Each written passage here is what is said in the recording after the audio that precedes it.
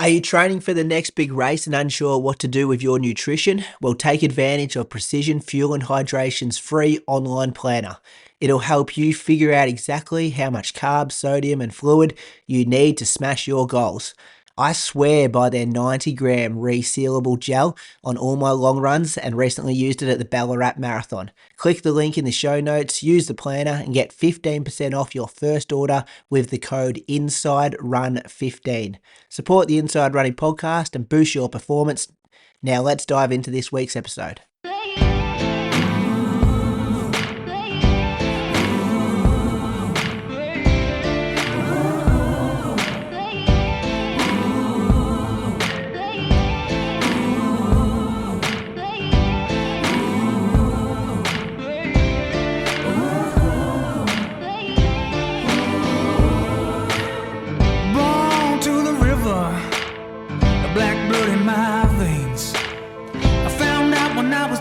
Child, being a skin can bring you so much pain. Now I hear you say you got the best of both ways. Welcome to episode 362 of the Inside Running podcast. It's Melbourne Marathon race week, so I'm sure there'll be a bit of banter thrown around about that. We'll recap the Perth Running Festival, talk about some doping news, and we might have a familiar voice dropping in for a quick chat. Welcome to my co-host, the 214 man from Anglesey, who appears to have gone missing from Strava a week out from his biggest race of the year. Julian Spence, how are you, mate? I'm not in great shape. I haven't gone missing from Strava. I just haven't been logging activities. I'm still on there. Just followed Jeffa, actually. Thought I'd followed you already, but No, I've been lurking in there, but yeah, not uploading anything, not contributing to the Strava world or the stream, the feed, because I hurt my back on Thursday last week, and it was quite bad. So I stopped running totally. That was Thursday. It's now Monday, and I'm definitely in no shape to run now. But I'm still got this like faint hope that I can get right by Saturday and then make a decision on Saturday if I run or not. What were you doing when you heard it? So I was running when it got tight on Monday, Tuesday, and I think I just did a little much in the gym. So I did a core exercise on the Pilates reformer that I just kind of took a little bit further than normal, and I reckon my back just overloaded. Like I stopped using my core, my back fired up, and I just got really tight. And coupled with the shop, like basically fitting the shop out with a lot of up and down ladders and lifting boxes, opening boxes, pulling shoes out, as well as no real downtime. I just think it never relaxed. And then I got to a session Thursday morning. I went to do a little workout, like a mini workout, and I went around a corner, and I just felt it's happened 20 years now. It happened when I was 18 for the first time, and I've been through all the sports doctors, physios, osteos, been to chiros, and no one's been able to identify the issue. I've got scans and everything, but I think I have a degenerative disc, and occasionally it can sort of get pinched.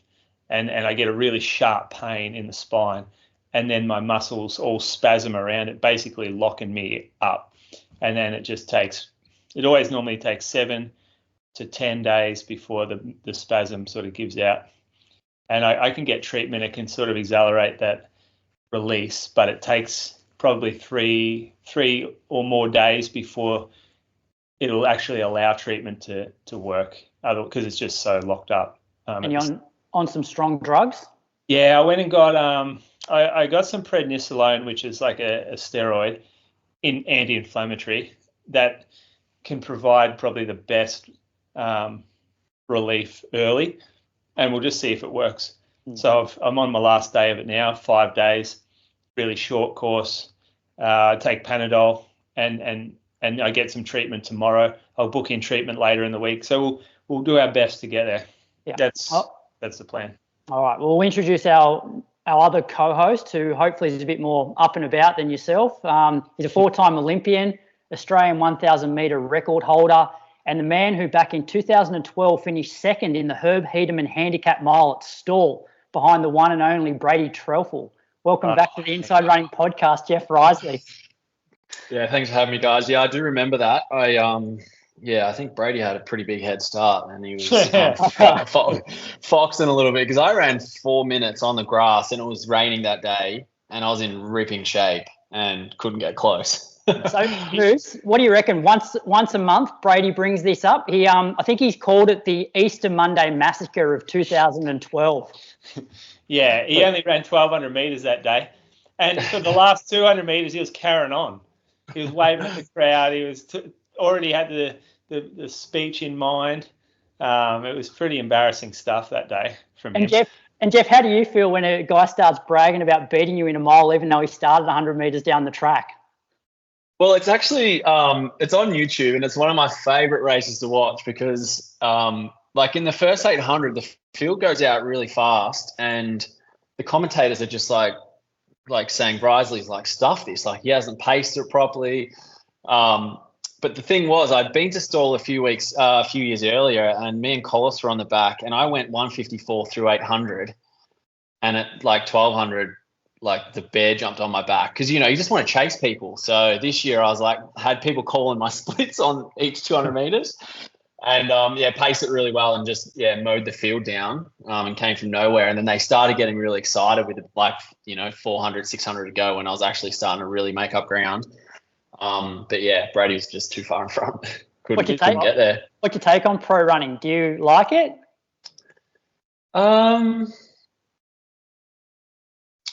Yeah, it has its place, but I don't know. It's hard. Like if everyone sort of played by the rules, it'd probably be better. But you hear about a lot of stories about people only start like coming out and racing when the Easter bunnies are in the store or whatever. Like there's a lot of that goes on. If you run AV, you really no hope. Like, or if you're actually having a crack like week to week or at miles events, there's just no chance you'll get a good mark. No. And that year I actually got paid a pretty good appearance fee to rock up, so that was part of the reason. That'll help. I was there, but yeah, like I was in good shape. I'd been at Falls Creek in March for the first time, and I think for the first time I went sub 15 for quarters? Is that like a pretty good mark? Yeah, that'd be pretty good at Falls, at altitude, Yeah, maybe I didn't go sub 15. I went low 15, but I was always horrible at that session. So I was really fit, but and I was running 160-mile weeks, not 160 miles, 160K weeks, 100-mile weeks. Ended up with osteitis pubis, and I spent the next like 4 months on anti-inflammatories and heartburn medication and all. So, Jeff, you're less than a week out from your marathon debut. How are you feeling? And like we spoke to you probably a month ago, and at that point, you were running 4 times a week, around 80K. And I look at your Strava, and it looks like you've sort of increased a little bit. How how you feeling, and how's the last month gone? Yeah, well, I was listening to the pod, and Julian gave some runner an absolute serve because I can't remember what it was, but he was basically saying, like, this guy only works, he doesn't have kids, there's no reason why he can't get out and train a lot. Oh. And I was like, you see yourself in that, did you, mate? Yeah, I was like, oh, yeah. So a little bit of that. And I think just out of like pure respect for the event and just wanting to be as prepared as I can, hopefully get to that 35K mark, feeling good, and then also having a good experience. Like the last thing I want to do is sort of go a bit underdone, put myself in a, bit over my head and blow up and, just be hating it. Because that is, since like retiring, that's been the hardest thing. And probably what I struggled with at Burnley in the half is just putting yourself in the hurt locker again. Like I've been there so often, so many times that there's like a bit of PTSD around that. But really looking forward to it.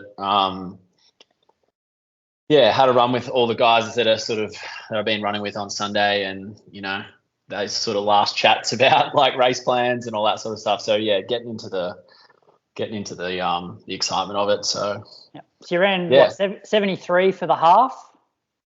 Yeah, 73:40 something, and felt pretty good. It was one of those ones I've sort of never done a half before. That was my first time doing a proper half. I've only run one with my brother in like 80 minutes when I was just fit and pacing him. And like first 10K, I was like, oh yeah, just fine. Like I found a really good group. I found Dame Verway and a few of the Frankston boys, and they know how to. I was like, these guys know how to run. They know what they're doing. I'll follow them. They'll keep the pace good. And at 13K, I'm thinking, oh yeah, I'm feeling pretty good here. Like we're thinking when I'm going to make my move. But yeah, it just sneaks up on you really quickly. And then by like 17, 18, I'm like, oh, like I'm not getting tired, but you know when your legs just start hurting. And yeah, I went to the lead with about 19 at the 19K mark, and still ran my last two, 2 or 3K, my fastest splits. But I was pretty tired. But I don't think it's an overly fast course. There's a lot of like hot dog turns. We were starting to come back through a lot of packs. And I've done a lot more work since then. And I remember, Croaks, you were talking about the marathon before with Izzy, and you were talking about the conversions. Yeah. And I think you used me as an example of like, sort of like the half to the marathon is really hard. Like it's probably easier for those guys who are doing 160K weeks and stuff. But if you're coming in on the short end, yeah, so I reckon I'm probably in 71:30 shape now, just off the back of that. I don't think it'd be, if I got a good race on a good fast course. Yeah, so still going in with like the 235, like 340s kind of mentality, and just hopefully find a really good group and not have to do too much work in the first 25. Yeah, and what sort of mileage did you peak at, and what were some of your key sessions that you did? Yeah, so I ended up getting to about like 115, but I reckon I had a 7-day period in there where I was like 125 with the way the weeks worked out. But yeah, I think I've gone back through it. I think I've done 7 or 8 runs over 30K. Good, that's good. I did Julian's 3x8K about 3 weeks out. I did on the Saturday. You did it on the Sunday. So I was gonna, I was gonna do 2x12, but I just figured the extra. Like breaking it up might be helpful, but I did that on really heavy legs, and yeah, sort of felt pretty good. What else have I done? And was that at the 2:35 marathon pace that you did those? Yeah, they were all between like 3:38 and 3:40, and then my floats were like 4:30s. So I think Julian, you did your floats a bit faster, but you did 2K of them to get to 30. 2K, yeah. Yeah. So 2K, that extra. I mean, you're talking about an extra 4 minutes nearly of recovery between reps. So it makes a huge it makes the session easier. Even though it's easier. And the other thing that I think I got a lot out of that is I haven't really had much experience taking gels on at 3:40 pace. And it's a very different like it takes about 500 meters to get them down. There's the cop out in that session is you just take them in the rests, but you don't learn anything from it. It's not good. No, so I took them in the hards, and I took them every 7K. So, basically like just to practice. So I think I'm actually going to use the pouch for like 90 of the grams because it's so much easier to get those down. They go down. I agree. Couple, like I'll probably have 2 of those pouches, and they're so easy to carry. There's 180 grams there. That's a fair bit. Yeah. So whereas like the precision one, when you rip the top off, you got to really squeeze them to get them out. Yeah. The actual packaging, it could be a bit easier if they came out a bit easier. The only thing is, like, you don't, like, you take the gel, you're getting your 30 grams, whereas if you're just squeezing, it's a little bit of a lottery. So do you have any tips for that? No, that's a good point because I've never used the 90-gram pouches before. So what I would probably do is if I want to try and get that in an hour or so, I would have like a good mouthful every 20 minutes, essentially like trying to split it into thirds. That would probably be the way I would approach it.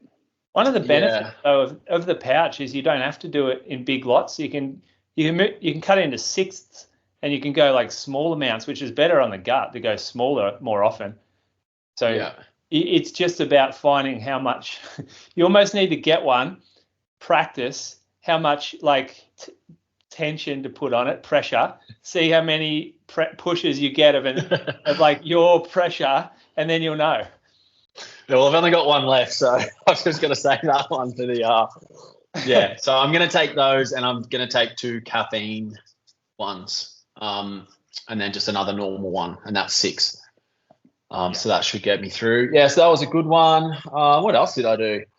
I did 6 by a mile with 400 floats. That was I did 8. Did I do 8? I did 18 Ks worth. I know that. I thought it was 6 when I was reading this. It might have been a different session. Yeah, recently I did 6 by a mile. Oh yeah, that's what I'm looking at. Yeah. Yeah, so I've sort of turned in 8 by a mile at 3:33s with 400 float at 4:05. So I did 16.3 at 3:39s. I did 5K, 4K, 3K, 2K, 1K, 1K float. So there's another 20K session. I did 35 at 4:05K pace. So I did just like a solid long. Yeah, so it sounds like you covered your bases pretty well. Yeah, well, that was one thing. Like, do a lot of the top marathon guys do big long sessions, or is it not? Like, is it not a common thing? Like I think I saw one of the Tin Man guys, like he's doing one of his last session, but it wasn't much over 20K, and it seems like a real common one for sort of the MTC crew is like 10 by K with a K float. Is that like 20K? Like, are many people doing 30K kind of sessions? I know Canova's like really big on the big log stuff, but yeah. I think if you look at the groups around the world, I reckon most have started to do that sort of thing. It's not quite. I don't think it's very common. You're getting the like traditional methods anymore. Like where you're doing short, sharp sessions more often with an easy long run. I reckon most groups are putting some sort of intensity into their long run. And it might not be every week, but working hard towards the end of a marathon or intense blocks throughout a long run. That's probably the more common route now, I reckon. Whereas when we started recording this podcast, I don't reckon it was, Croaks. I reckon it was pretty rare. Yeah, it was very much probably doing like your a Friday session, like doing a 4x5K or something, and then still your standard long runs. Yeah, well, I guess Mona he never did long stuff, did he? And I remember Collis when he first did his debut marathon, and admittedly it didn't probably go as well as he'd hoped, but he was basically doing on his 5K training. I remember he ran like 13:15 for 5K at Briggs in Hobart. And he kind of just had a normal week of running and then just put in like a 2.5 hour long run. But I definitely think like the specificity and I guess that's the biggest unknown for me. Like I did that 26 sort of K effort but I've still got another 16K to go. Yeah. So whereas, when you're running 1500s and 800s, you're nearly going over. Yeah, in a lot of your sessions. So you're going to make the distance, whereas the marathon is just that sort of that unknown. But everyone seems to be, like that I speak to, seems to be very confident of like just doing those 20, 25 kind of K of length sessions at marathon pace, and that they're going to be able to keep doing that for the whole thing. So I like to have a balance. I like to have those long sessions, but then alternate long runs where it's, 1 week's just a standard long run, time on your feet, and then the week after it's marathon pace at the end of the long run. So you sort of get a bit of both. But like I reckon 2018 was probably the period where there was that changeover, because I remember training for marathons in 2017 and like never did sort of fast finish long runs or marathon pace at the end of the long runs. It was like, some big sessions on like a Friday. But then I reckon from about 2018, that's when things started to change. Wouldn't you agree, Moose? Yeah. I had trouble in Ballarat trying to introduce that, because I'd come down from Geelong and had a coach who was very big on it. He was a big Canova guy, and he'd seen some training that was going on in the States, actually. He, like with Salazar, how he was training his marathoners at the time, and a lot of it was steady long runs, these big workouts. I remember there was one guy, Bob Campinen, I think his name was. It was called the Big Dog Session, and it was like all different intensities throughout a 30K run. And I came down to Ballarat 2016 and went to train for a marathon how I was, and Sundays were just Sundays for the last 30 years was rock up, run through the hills at easy, or like you don't take Sundays away from the boys, almost like the boys group. And then I said, I'm going to go run out on this flat road and do a marathon session. I won't be there. And they're like, what are you doing? Like, you're crazy. And I reckon by the time I left, you had Watto was out there doing it. I reckon Collis had started to write long run sessions for the MTC guys, and it just changed. I'm not saying I changed it, just the world changed. I reckon we just started to get a better insight into what was happening, like around, like whether it was Strava, maybe it was Strava that was doing it, where everyone could see everyone else's training. Do you think the shoes were part of that change? Probably, yeah. I mean, because you used to not be able, like when in the old shoes, when you did marathon, you take a month to recover.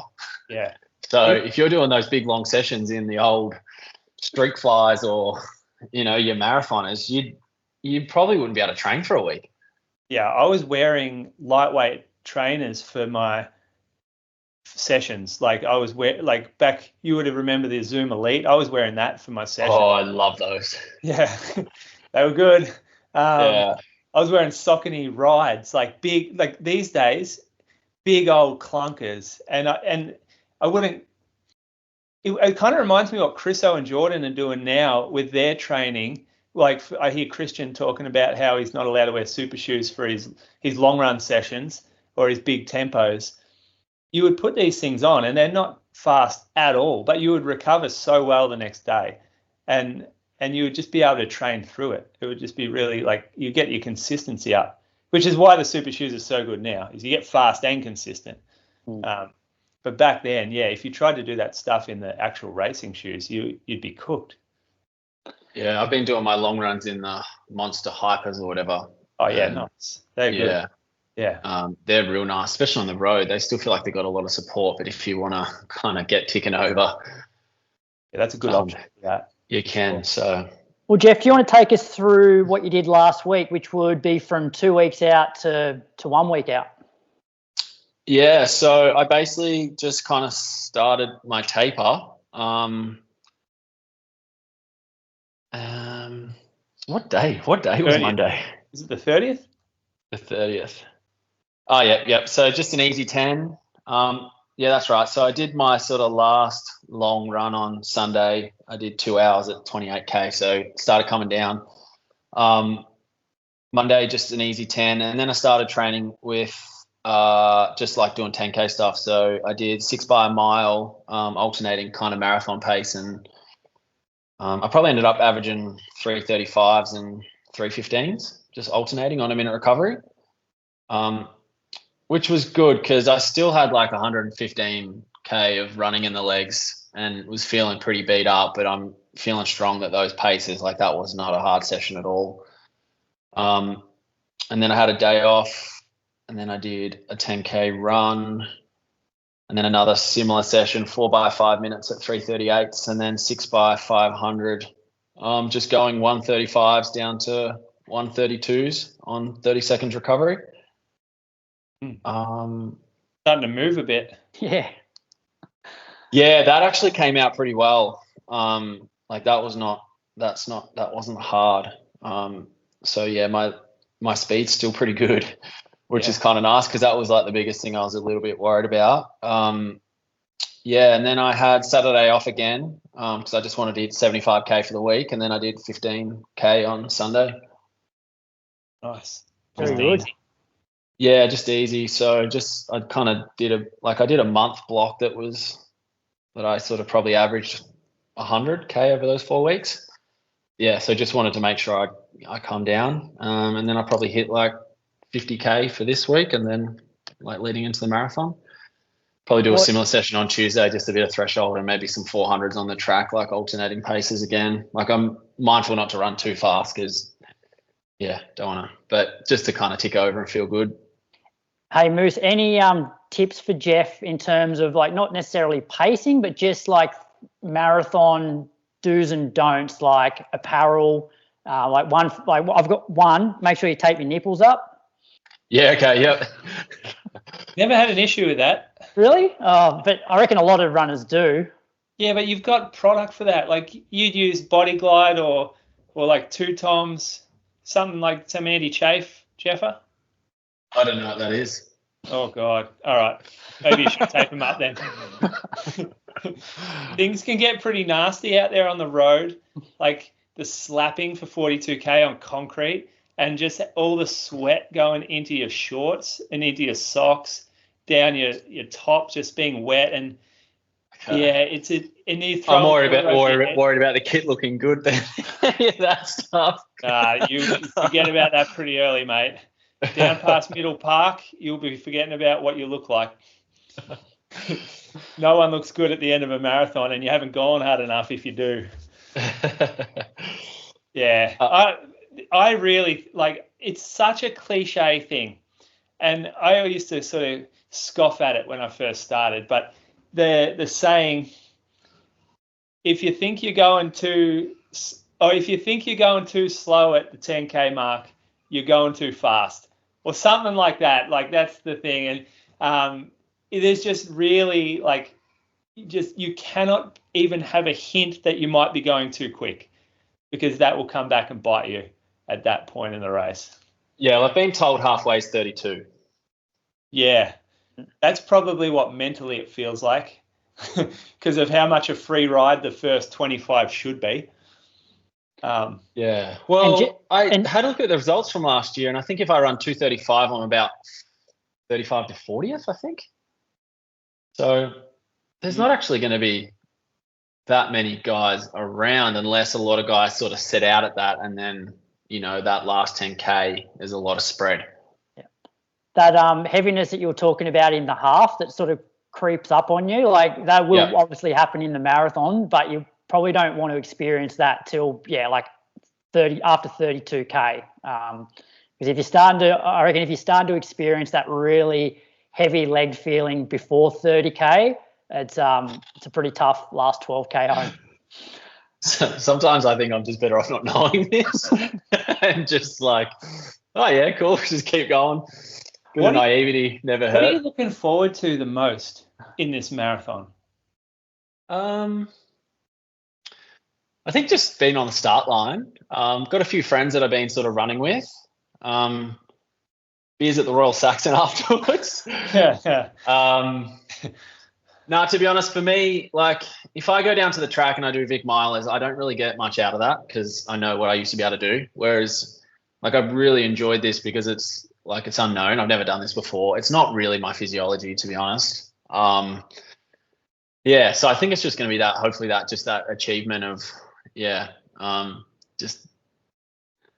hope I cross the line. I'm just like, wow, like that was worth it all. Like because I know it's going to hurt. So that's what I'm sort of spending this week, just embracing that at some point it's really going to hurt.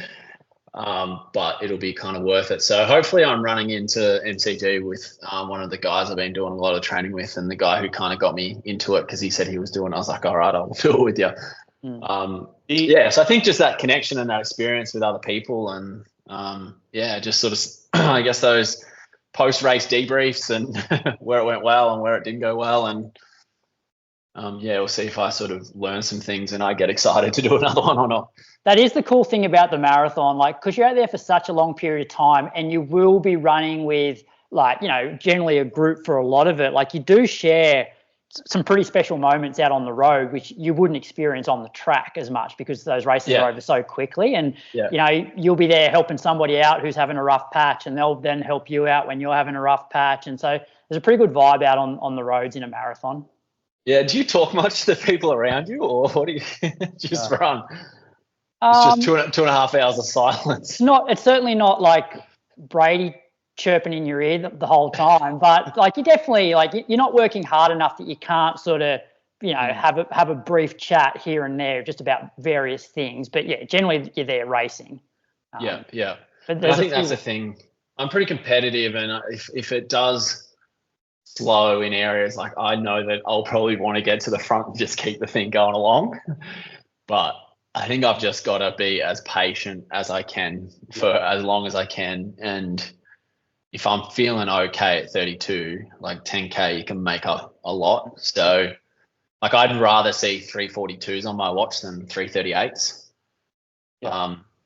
But like when I did that 35K at 4:05, like that was really easy. So I think even if I blow up, like I hope it's not going to be like a disastrous one. Don't say something they're going to make a meme out of here. Yeah. Yeah, so I'll have my brother on the bike. So fluid's one thing I reckon I probably got to prioritize a little bit more than what I have, because you just can't really take it on when you're on those like long runs just with your friends. You stop at a couple of drink taps along the way, and especially like as it's been getting a bit warmer in the last couple of weeks, I'm just noticing I'm just sweating a lot more. So just making sure I get a fair bit of fluid down throughout the race along with all my gels. And then, it seems like there's been a slight change to the course. You don't have to go up Dallas Brook. Like you get to go all the way down Domain now and link back on. You don't have to kind of cut back up that short hill to the Shrine. That was always the course. And then they changed it once all the Domain roadworks went off in years. And so now it's sort of back to what it was, which was always a bit quicker because that Domain road's like downhill, back down St Kilda Road, and then you're back on St Kilda Road, which is pretty much flat, rather than hooking around and going straight back over the Shrine. So, good change, I reckon. Yeah. We'll make it slightly faster. Yeah, and the other thing, I reckon I'll turn into Jane Bunn this week. I reckon I've refreshed the weather 7 times already today.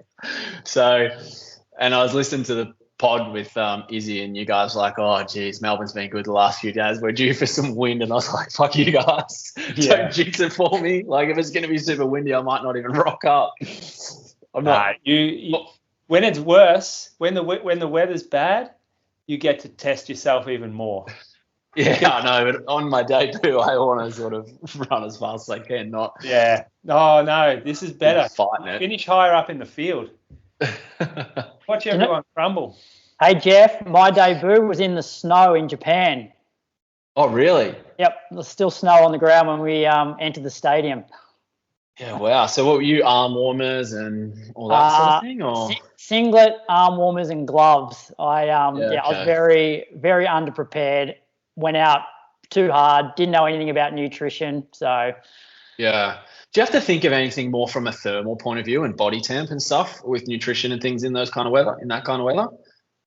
I'm not sure, but I don't think it'll be an issue in Melbourne. I think it'll be fine. Right. Yeah. So, I've got more questions about Jeff's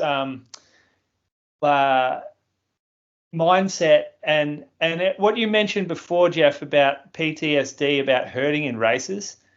I've had this theory that the retiring pro runner and their lack of ability to transfer to a marathon like they all want to is due to that.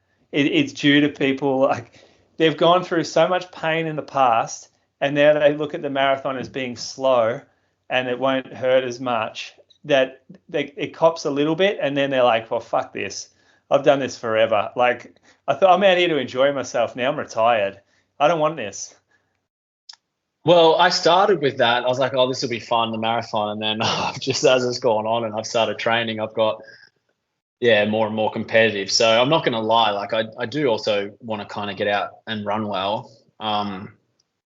But yeah, like even in that half, I did well. But yeah, you get that little seed of doubt that creeps into the back of your mind, and you're hurting, and you're just like, oh, do I really need to be like absolutely putting myself like just suffering? But that's also sort of what I probably, I really enjoy training at threshold because it's just that longer, slow build. Whereas like you're doing 400s in 51 seconds. It's just over so quick, and you just got that hurt, and you just know you just got to like muscle everything out in that last bit, whereas you get a bit of a chance to actually kind of settle into the race. So, hopefully if my prep's gone well, I should be able to get to, that 32K mark with the legs still feeling okay. And then like, I know it's going to be hard, but I'm going to be able to enjoy it. So, I definitely think like what you're sort of saying is, it's probably a bit of that, but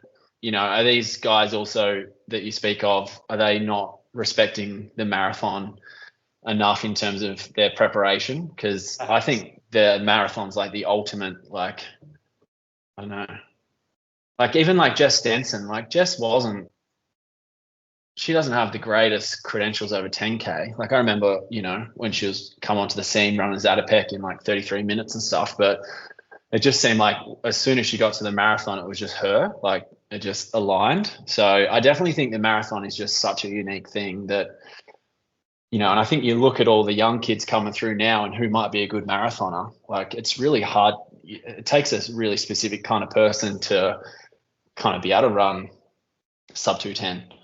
But there's the physical component to it, and no doubt physiology plays a part. And you're obviously a marathoner or you're a 15 runner. You're not both. But in the marathon, there's just so much more time out there where the head can play a bigger part.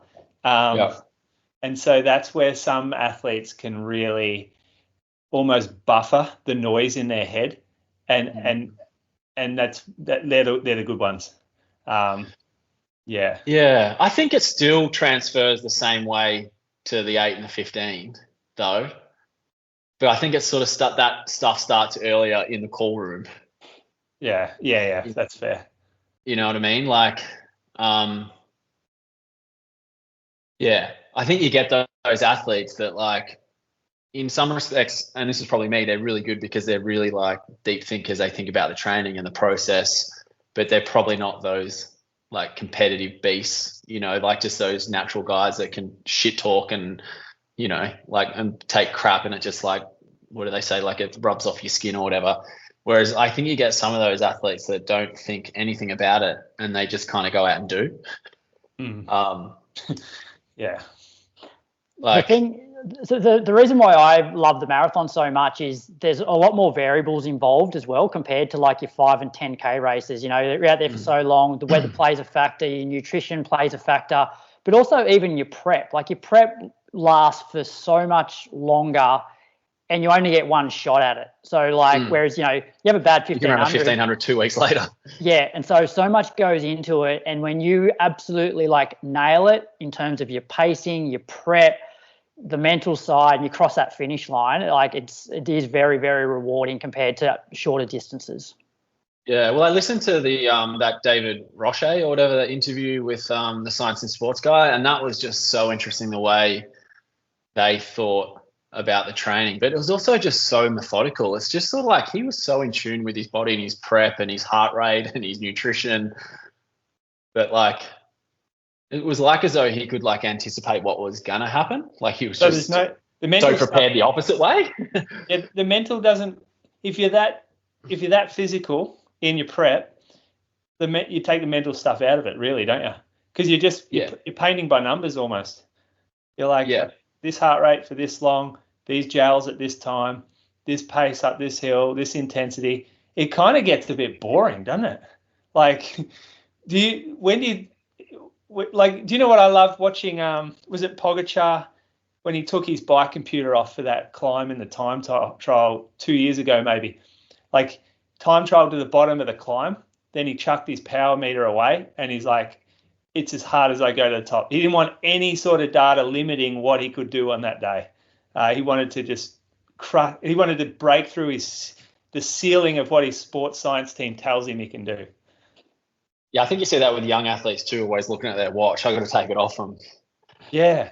Yeah. But I think that other mental thing that I find really fascinating, and I think you can see it with Peyton Craig at the moment. That guy just goes into any race. It doesn't matter who he's racing.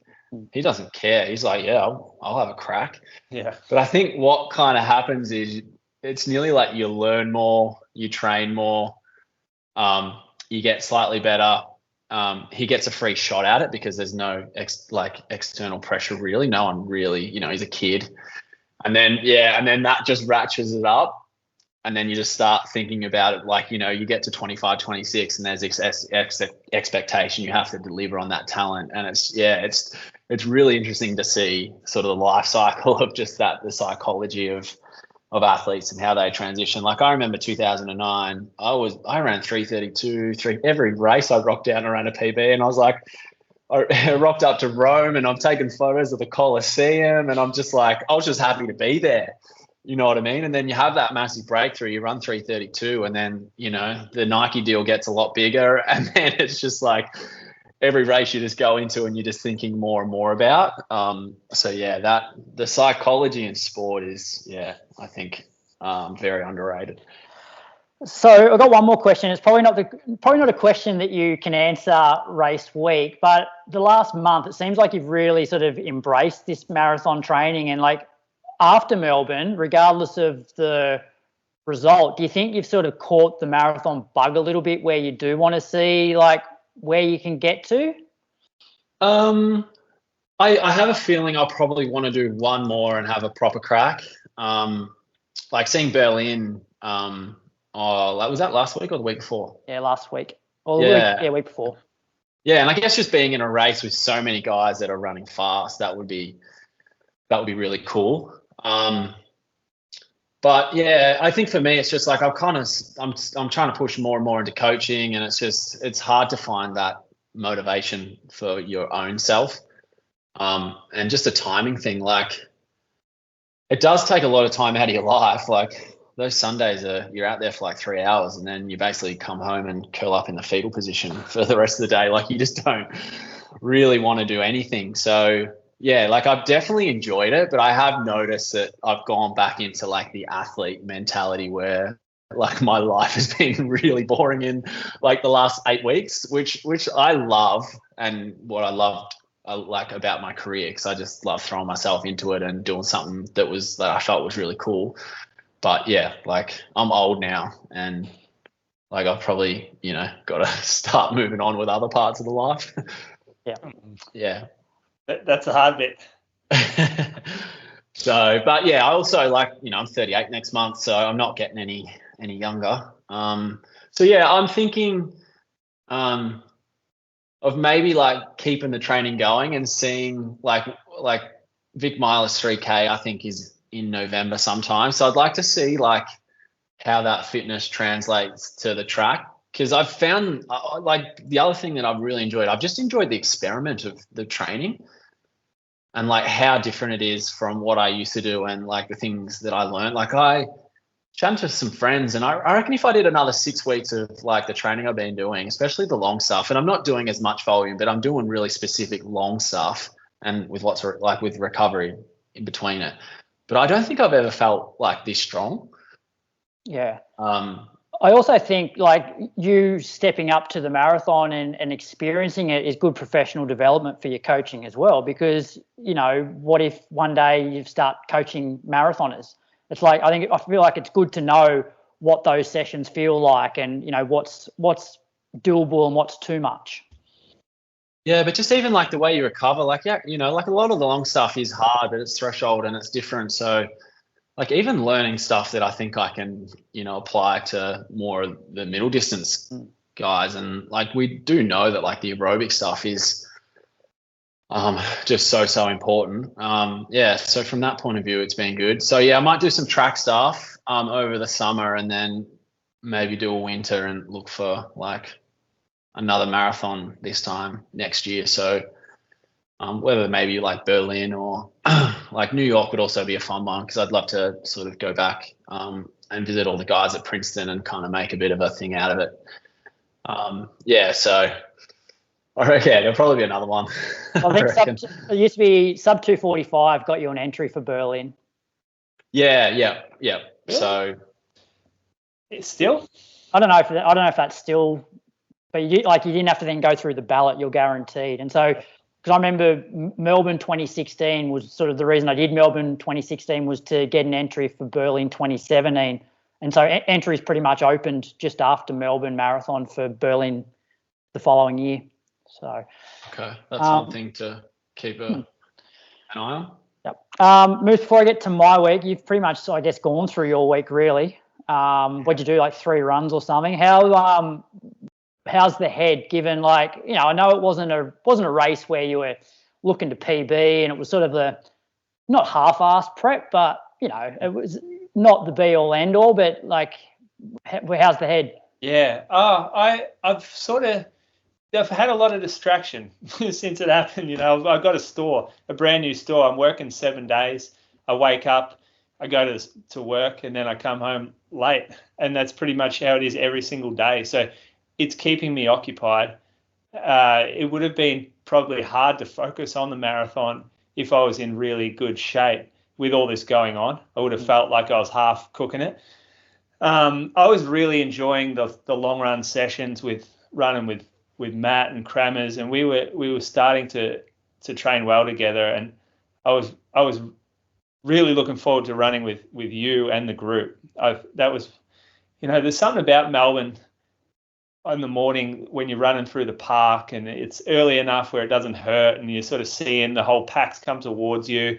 Like you do that turnaround near the pit lane, and you just see the whole marathon run past you as you're turning back. And it's been good weather lately, and I'm like, that's what I'm looking forward to, and that's what I'm going to miss on the race if I don't run. But I've had enough fuck ups in the past with injuries. I've missed races before.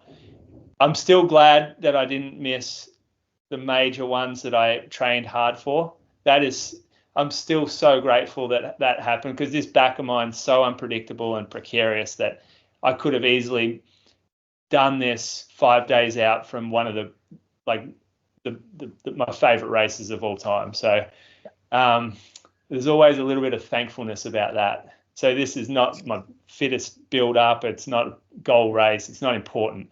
So yeah, I don't mind too much. And it's also a race that, you haven't had to fork out flights for or really accommodation. Like it's, hour and a half up the road or whatever. So 100%. 100%. And look, 2 weeks later, there's a race in Portland down here. It's the Three Bays Marathon. It's where I ran my first ever marathon back in 2007.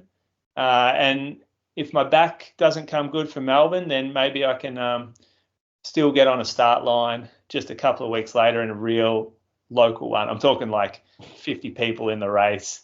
Like there's like it's just a farming area. You just go run off by yourself. But that could be something just to get the end, just to finalize the block, and then we can move on. And I'm keen to look forward to the track. I'm a bit not like Jeffer that he's like going back there because that's what he's bloody built for. But I think it'll be good for me. I'm feeling old. I'm feeling stiff, slow, and I want to challenge myself to get better. And that's the only way I can see sort of getting better, given the limited ceiling I have for mileage at the moment. It's funny. Is that what Christian did? Yeah. He was having a rough block, and then he went back and did some track races, and now he's back on the... Yeah, he's been an inspiration for semi-old guys. Been cool to watch. But you know what, Croaks? The bloke's more pro athlete than Jeffer was back in 2016. He's very, very pro. Time. He trains at 10 a.m. each day in the sun. What does he do? Who knows? He's like an influencer. Is it? Yeah. Yeah, it's a shame that I follow him on Insta, and I don't know what, because it's in Norwegian. I know. He's got this podcast that I would like to listen to, but it's all in Norwegian. You need to get it translated. Moose, it's funny because I'm going to follow the same sort of path as you. After this, I'm going to sort of back off the mileage a bit and do a little bit of quicker stuff. Whether I race on the track, I'm not sure, but it's probably the first summer where quite a few of the guys that I coach are wanting to run track races, whereas most of the guys I've coached in the past have just predominantly been like interested in road races. So I'm going to step back, have my long run 90 minutes to an hour 45 max over summer, 70 minutes midweek, and do some sort of quicker sessions. Because I also feel like if I want to run a faster marathon, I do need to increase that ceiling a little bit more, which I've definitely lost.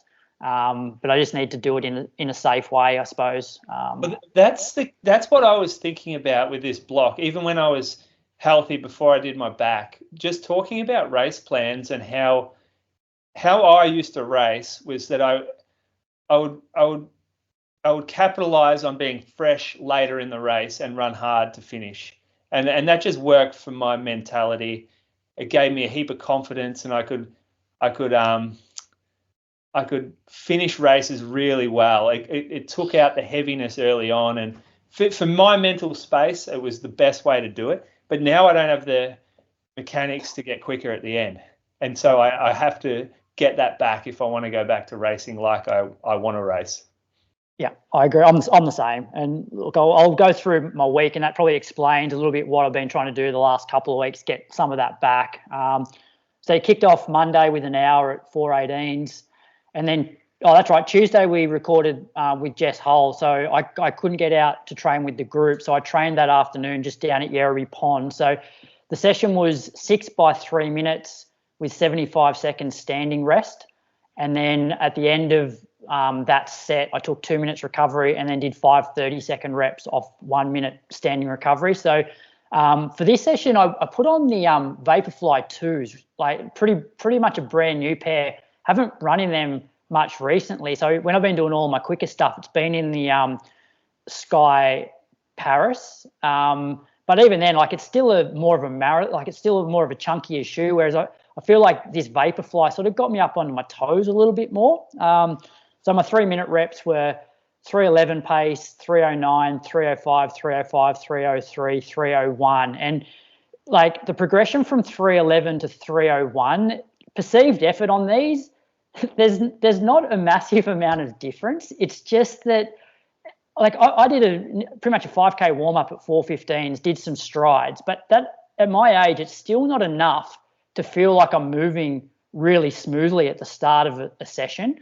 And then the reason I mentioned that is my Friday session, I just never felt comfortable early, and it made the session really difficult. So then my 30-second reps, and look, I don't know how accurate these 30-second reps are with GPS, but 2:42 pace, 2:37, 2:36, 2:40, and 2:31.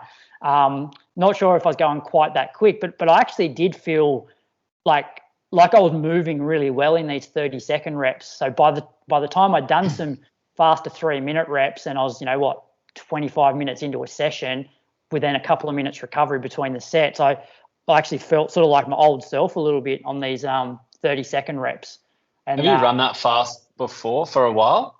No, I haven't done 200s. I haven't even done 200s on the track. Like, I've been running maybe 68 seconds for 400 would be the fastest that I've run. And so I don't know how accurate these are, but I definitely felt like I was like moving fairly well. You know that feeling when you're running fast where your hips are high and you're sort of landing underneath yourself and then propelling. Like, I haven't felt like that for quite a while. So yeah, I'm just wondering if it fried your neural system a bit, and that's why you felt a bit shit on Friday. Potentially, because you just haven't exposed yourself to that kind of training, and then all of a sudden it's like, oh. Yeah, well, I felt awesome the next day. So I went out for my midweek run I still did 80 odd minutes at 4:08s, and early on I was moving like really well. Yes, that was Wednesday. Thursday, just 45 minutes at 4:19s, and then Friday morning went back down to Yerrabee. Session was 2 by 5K off a 3 minute, and it's supposed to end up being a float. Motivation was not high. I don't know. Must be something about taper, I reckon, in that you're sort of just twiddling your thumbs, waiting for race day. There's absolutely no adrenaline during this session at all. And so I started off, I think I ran 3:17 for my first K. And like, I didn't feel like I was running, like, it didn't feel super fast, but it didn't feel smooth. And then from there, perceived effort throughout the whole session just got harder and harder. So this ended up being a really hard session. So I ran 16:37 for the first 5K, which, look, is still way faster than what I'll be going through 5K come race day. Like, I'll be more probably 17 to 17:15 early, I'd say.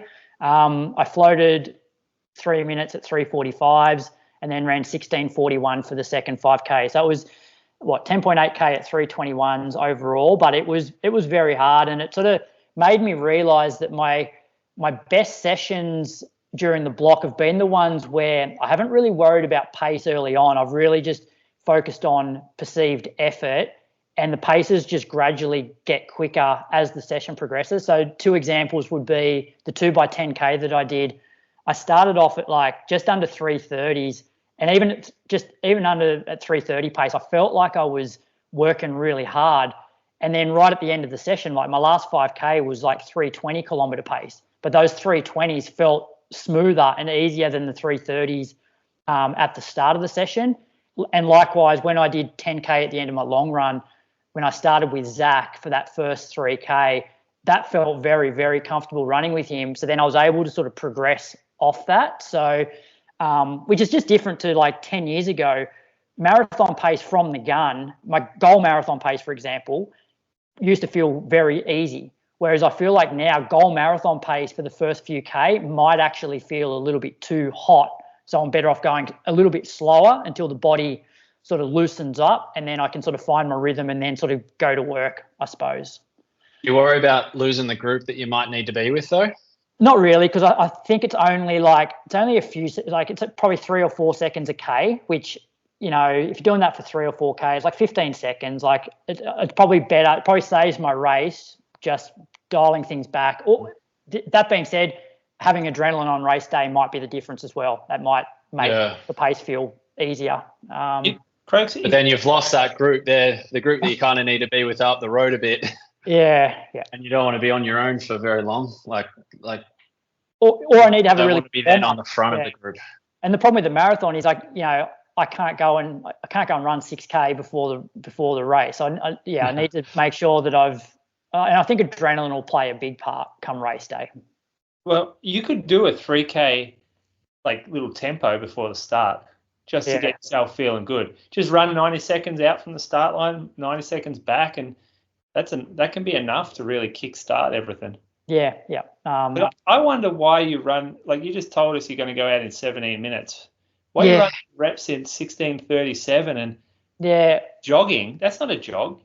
No, it's not a jog. And like while I was doing like the second 5K, it was hard. Like, you know, when you're doing sessions and you're starting to hurt and like you're on a shared path and somebody says something smart, trying to be smart, and it just pisses you off.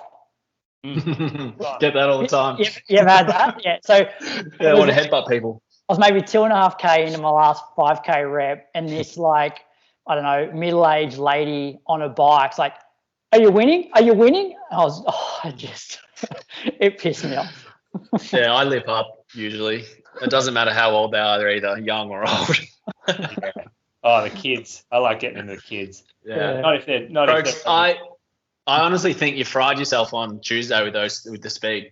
Yeah, potentially. And look at this, those paces were definitely faster. The 5K splits were definitely faster than goal marathon pace anyway. But yeah, you're an experienced man and you're doing some things that I don't like here.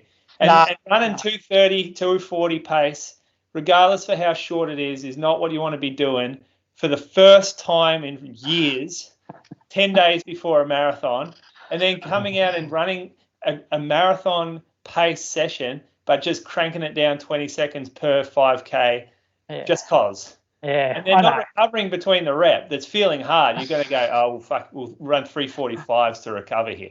100%. This was dumb. And I'm like, I almost stopped. In the second rep, I got to about 4K, and I'm like, oh, I'm done. But I pushed through. Anyway, got it done. You should have, but why didn't you? Like, you pushed through. Do you reckon it's because you would have had to justify it on here? Probably, yeah. Because I knew that and I knew that other people that I coached, they knew that the session was going to be 5K. So I'm like, well, why's the coach pulling the pin after 4K of the second rep? Plus, I also feel like it's, in a way, I know it's not the smartest thinking, but it's almost like punishment for, like, well, you fucked up to this point. You can't, like, back out now. Like, you had your opportunity to fix the session probably in the 3-minute jog and run like 5-minute Ks, and then just run like 3:25s for the second 5K instead of still running the same pace you did for the first rep. But what I think would have been different is if I'd run the first K of this session at 3:25s to 3:30s, I reckon working down to 3:17s for the majority of probably the second rep would have felt actually okay. It's just that I probably just cooked it in that first K and a bit with just how hard it sort of felt. Anyway, we learn. That was Croaks. Yeah.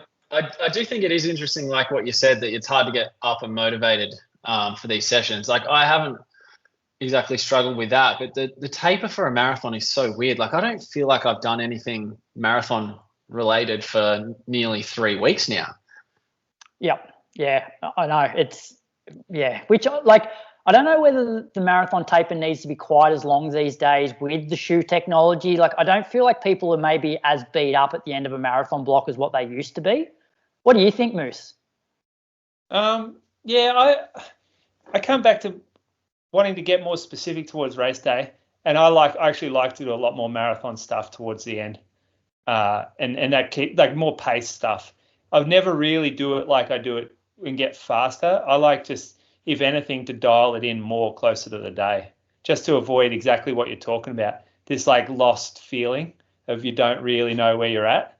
I want to know where I'm at a lot. Yeah, okay. Yeah, I reckon rather than doing a 28K easy run 2 weeks out, I reckon I'd nearly do 30K, but with like the last 10 at marathon pace. So the way which it wouldn't feel hard, but it still feels like I've got something solid out today. Yeah.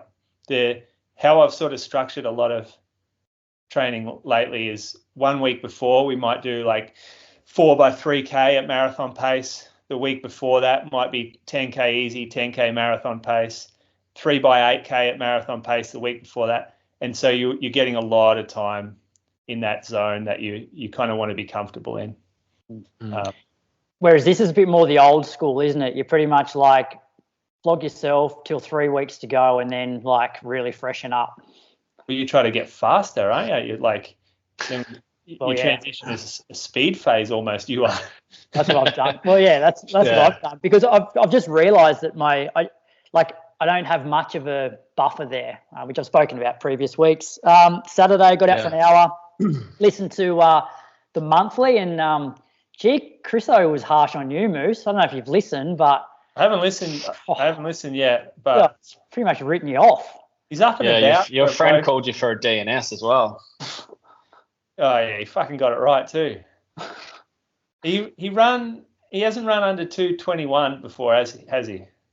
Chriso? Yeah. No, I think 2:21's his PB. 21, yeah.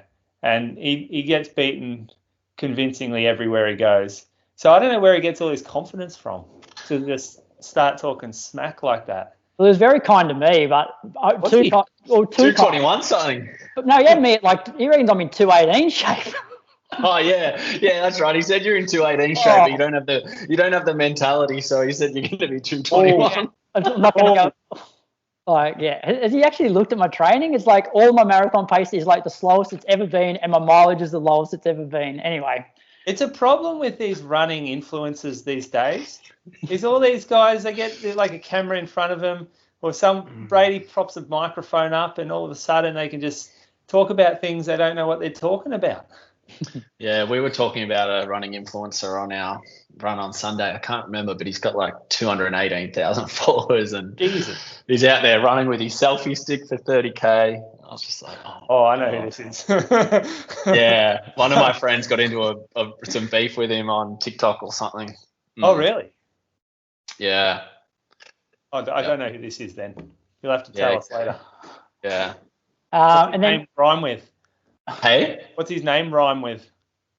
I can't remember. He's friends with the Prime Train or whatever it is. Oh, I know who this is. Very good. Yeah, just created an app or something. Yeah, no, they're all coaches. Don't worry about that. Yeah. Oh, that's right. The funniest part was, and what is it, Moose on the Loose? Is that what you're called, Moose? Yeah. Yeah. So my Moose on the Loose was these guys were doing a 5K time trial on a track to their GPS watches. Oh. I'm just like, guys, it's a 400-meter track. Just count the laps. Do you know, I remember this exact influencer you're talking about, and when it was posted, it didn't include the map. So it just had the 5.0K, and then there was no map, and it was so dodgy because he was trying to break 20 minutes. Yeah, That's the thing. I remember this clearly. Yeah. And I feel like he stopped halfway down the straight though when he's watching 5K. I was like, mate. So then finish off the week with 90 minutes yesterday at 4:10. So it was a week of 118. Feeling pretty good now. Just matter of getting to race day. All right, let's thank some patrons. Who have you got, Moose? Sean Brielle from Melbourne. but may have lived in the tropical paradise of Echuca, Moama at one point. Wonder whether he lived in Echuca or Moama, Croaks. Oh, I'm not sure. Well, I'm not sure. I was going to say this one for Brady when he got back, but yeah, I like how they link it together when they're clearly two separate towns. Like, who's trying to join who here? Do you reckon Echuca wants to be linked to Moama or the opposite? Well, it probably depends. I don't know. I reckon if you lived in Moama, you probably want to be Victorian when they have their public holidays, and I get that. Don't know. But his best 5 and 10K came during this year's run for the kids, where he ran 54.16 for the 14K. All right, so we're taking splits from that, Croaks. Yeah, well, that's on his Strava there, his best 5K and 10K results. Yeah. So he's not claiming that. You're claiming that yeah, for him. I'm claiming that for him, yeah. He's run under 3 hours. He ran 2:58 from last year's Melbourne Marathon. Barracks for Collingwood and construction coordinator supervisor at Hallmark Limited. Rightio. Wonder if Brady knows him. Don't know. We'll ask him when he comes on air. Jeff, who you got? I'm the red. Yep. Ebony Judd, 30:53 at the Ocean Grove Park Run, 66 minutes at last year's Run Melbourne 10K, and 2:31 at the Melbourne Half. And I've got Brandon Gardner from Albury. Wonder if he's from Albury Wodonga or just Albury. Ran 65 minutes at this year's City to City Fun Run in Albury Wodonga, and 2:58 at last year's Wangaratta Half as a training run. Studied a Bachelor of Law and Commerce at Deakin University, and I believe he's an accountant at Findex. So thanks for your support, Brandon, Ebony and Sean, and all the other Patreons. We'll have, 2 more episodes of Road to Chicago to come, and then Road to Valencia, I believe, with Chris O and his coach, Jordo, and potentially somebody else. So watch this space, everybody over there on Patreon. As you're tuning in, you're probably gearing up for a race, but how dialed in is your race nutrition? Precision Fuel and Hydration has you covered with a free online planner to calculate your carb, sodium and fluid needs for peak performance. Their range of fuel and electrolyte products makes it easy to hit your numbers. I swear by their resealable 90-gram gel on all my long runs and recently used it at the Ballarat Marathon. They also fuel top athletes like 4-time Olympian Lisa Waitman, Hayden Hawkes, and a regular guest on the Inside Running podcast, Izzy Bat Doyle. Visit the link in the show notes to personalise your race strategy. Use code INSIDERUN15 for 15% off your first order and support the show. Patrons, use the special code from the Patreon feed in Patreon-only episodes for a further discount of 20% off. Ready to elevate your performance? Click the link now. And now, let's get back to the show. Running news, Moose, there's not a lot. Take us to Perth, because I feel like Perth get a little bit neglected, Moose. We supposedly did them the dirty last week. We asked what events were coming up, and we didn't mention the Perth Running Festival. And then we were talking about the shoe review, and it's like, oh yeah, Perth's full of concrete as well. So are they? Yeah. Is it not? No, I think there's some places in Perth that you can run on trails and gravel. So okay, apologies to Perth and WA. We're going to give you some love now. Right, yeah. Blame Jess Hull for that. We asked Jess Hull that question. We said, Jess, what's coming up? And so she can cop that. Yeah. The marathon was run fast. So the winner in the men's race ran 2:16.43. Paul Eyanae. Sounds Kenyan? Yeah, I think a few Kenyans came out for this event. Yep. Well, second place was Samuel Ekutan in 2:23.37, and third Tim Hewitt 2:28.05. In the ladies, Fridah Too ran 2:42.13, followed closely by Catriona Jennings 2:44.23, and Sarah Jerop 2:48.06. The half marathon was won in the ladies by Kate Baker. She ran 78.32. Nira Jerop ran 80.21, and Rachel Smythe 81.27. Some, I think they're pretty familiar Western Australian runners, those ladies. The men's, very familiar Western Australian athletes. Matt Ramsden ran 65.25 to win the half. Luke Burrows, 67.18, and Ian Smith, 68.58. In the 10K, Dan Canala, 32.10, Luke Bate, 32.15, and Declan Summers, 32.23. And the 10K, Brielle Erbacher, she's not from over there, is she? I don't know if she flew over for cash or holidaying over there. I'm not sure. She's over there, 34.55. Bernadette Williams, 36.52, and Cara Woolno, 37.26.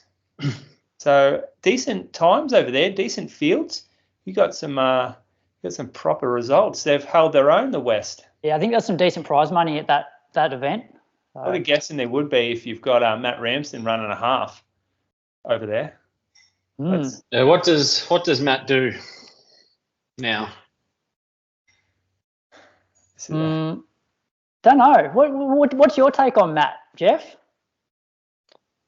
Well, tried at the 15 for a while, but it's probably one of our strongest events in history. And then, kind of switched, won the national 5K, but just wasn't quite able to get the standard. He's how old would he be now? 28? Oh, yeah, I guess so. Like, he's been one of those guys where there's always been these glimpses of like, is this the season where Matt Ramsden becomes like global superstar? Because it wasn't that long ago that, he's pacing world records. Like it's part of the Chep Guy world record train. PBs are pretty good, but it's just never really been able to put it together for a year. He obviously has some like real strength to be able to go and do this, and even to do the 3K that he ran in fast. I'm going to say off the top of my head, 7:35 35 during COVID. During the COVID period.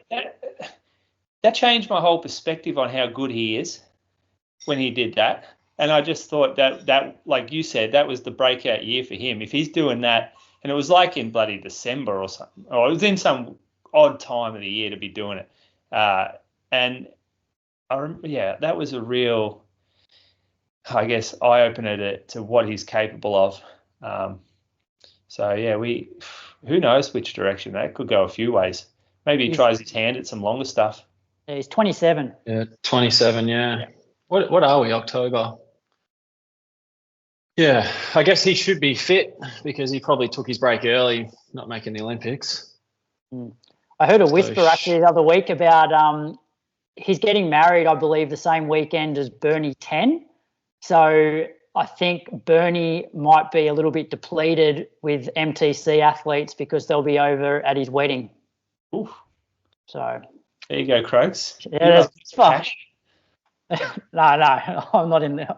I'll not be heading there. And the only other bit of news we had was some Kenyans got done for drugs. No, stop it. No, but the main one I'm going to read out is Emmaculate Anyango Achol. So she finished second at the Valencia 10K, which was the second fastest 10K on the road ever run. And so she was 28:57. Yeah. So this article here. So she's been suspended due to presence of testosterone and EPO. That remain in effect until her case is resolved. She potentially face a 4-year ban. Where is it? She set the second fastest time ever with a 28:57 finish in Valencia, which the previous world record before that on the road was 29:14. But Agnes Nyengedic, she ran 28:46 that same day. Croaks, I did a bit of research here. I went back, searched her up in our notes, and I'm like, what did we say about her at the time? Because often we get criticised a bit for being a bit sceptical of all this stuff and maybe being a bit unfair and not giving people the benefit of the doubt, that kind of thing. Yeah. So back here, I didn't listen to what we talked about, but there's a few notes here. One note says, Emmanuel 30:01 was her previous best, and she's gone and run 28:57 that day. They were through 5K in 14:13. The girls, 6 seconds faster than the mixed 5K road world record, equal to Beatrice Trebet's women's only 5K world record from 2 weeks earlier. So at the time, this is like superhuman running. Then if you don't believe this, how are you believing the 2:11 or Gidey's 62? That was a note that was written there. Like, that's a bit of a sort of nod to what else might be happening out there. If you don't believe this, like, you've got to really have a think about it. There's also some other notes on here. Maybe we didn't get too far into, maybe we didn't talk about it too much, because we did get criticised a bit for not for always taking the skeptical ground. But this is clearly an example of like seeing something and not believing it, and them coming through and proving that it was false, fake, artificial. How many Kenyans are on the ban list at the moment? Is there like, there must be 100. Well, I think the article that came out when this girl was banned, I think there was like 7 recently, like in one sort of go. I think there's over 100 serving doping, currently serving doping bans. Like over 150 at the moment, yeah. But then I don't know whether you take this to mean that like there's more to come with the doping, because like she finished 4th at the World Cross Country Champs this year, and obviously contributed to Kenya's team goal. But then it's like, well, this person's run 28:50 on the roads for 10K, but she didn't make it to the Olympics. She finished 6th at the Kenyan trials, which took place at the Prefontaine Classic, where she ran 30:06. So like she's only finishing 6th at the Olympic trials for Kenya. Yeah. Yeah, but she might have been going all in on the roads to make money. Yeah, and may have been injured in the lead up to trials in America. But, there's a few different, like.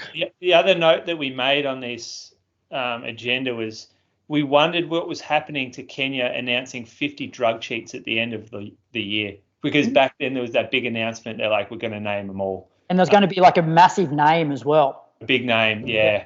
Which there was a few big names. Ronex Kipruto, he was a big name, wasn't he? He was probably the biggest.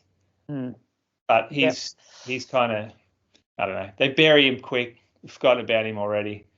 On to the next one.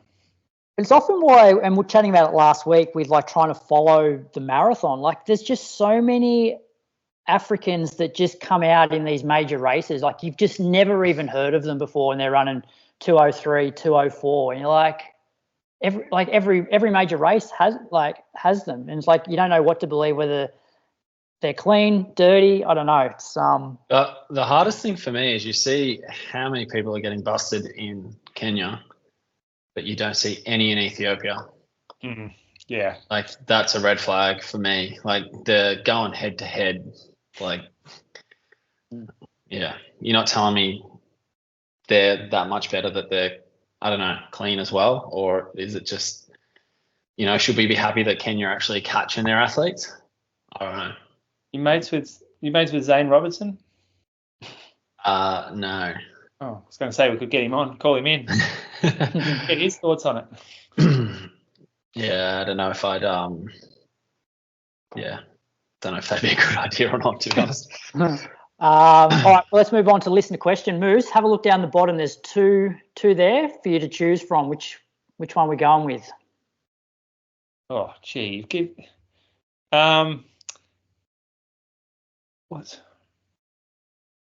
I don't like the bottom one. All right, well, let's go. Yeah, let's go the normal one. Go the one you've been building for months now. Oh, you want to go that one? Okay. All right. Hi, guys. Long-time listener and Patreon here. Firstly, thanks for everything you guys do. Love listening every week and have learnt so much from you all over the years. Just a potential listener question for you. It's about the balance of strength with specificity in your training blocks. Earlier this year in training for the Boston Marathon, I was happy to live in a hilly area. So when it came to my Sunday long run, I was always getting both the strength benefit of running loads of hills on my long runs and also specificity into my training to prepare myself for the hills on the roads into Boston. I'm now kicking into a new training block for the Valencia Marathon, and I'm unsure if I should be sacrificing the hills on my long runs for some flatter ground to prepare myself for the pancake flat course of Valencia. Do you think it's better in the bigger picture to still be gaining strength from hills? And that question comes in from Paul. Yeah, it's a good question. Often, I reckon we look at historically the good groups, the good marathoning groups and the good marathoners have lived in the hills on Sundays. That's what they've prided themselves on almost. It was a staple in their week to run 2.5 hours over hills, and you wouldn't ever see them go and find a flat road and run for 2.5 hours just because it was like the Berlin Marathon.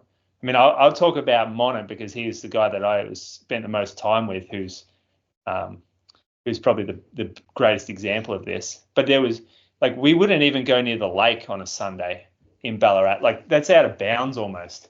Anytime you would start to think about something too flat, you would look for some sort of rise and just head for it and go up it. So there was no flat ground running, and he won Berlin Marathon. And that's as flat as it got back then before Valencia was around. And he did it through the hills. And then you had Deke, and Deke, he won the world champs on a flat course as well. And he used to do the same thing on Sunday. So Kipchoge runs hills. I don't think he runs flat long runs at all. He goes through the dirt roads of Eldoret. So yeah, I'm for the hills, but I think the hills should be early in the block, and then as we transition towards the last 6 to 8 weeks, I think that's when you do need some specificity around flat concrete running. I think there's just so much more impact running on hard ground, and I actually it's almost like strength training for your legs to beat them up a little bit over some long runs. Otherwise, you can get to the back half of a flat marathon and just be so battered by the roads and the same monotonous loading pattern that your quads are beat. It might be your quads or your glutes, but you just can't push forward. You can't get any power from them. So I think that you do need that. I think you need specificity towards the end of the block, but it shouldn't really be at the mercy of the hills early in the block. I think now that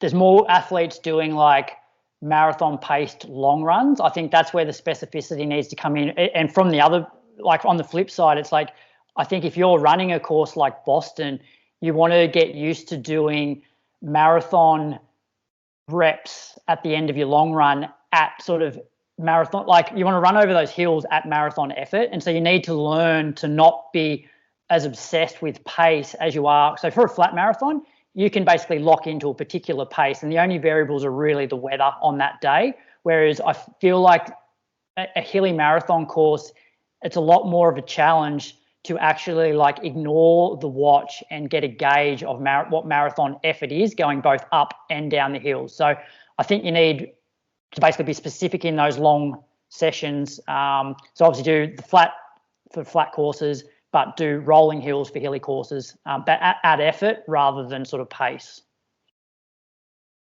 That makes sense. Jeff, I've just looked at your Strava. You don't really go near hills much. No. Well, I live in Elwood, so I'm just on the beach. I run 0 hills. And I'm probably not in a position to comment with my relatively limited marathon. But the other thing I'd say is when you're running hills, it's just that recovery piece on like the back end and how much it like leaks into the next week of training. That's all where my head went. Like we used to do Sunday Fernie in the early part of my career, and like I'm just like, why am I doing this for? Like, how is this helping me for my 800, 1500? All my hip flexors are just beat. Like I'm tired for the rest of the day.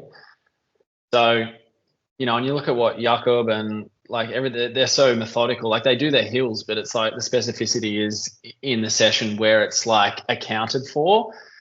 Whereas like if you go out on a Sunday and you're doing a 2.5 and you're feeling good and you're getting rolling over the hills, I just don't think you exactly know how much that's taking out of you. So that's probably where my head went when you were talking about it, Julian.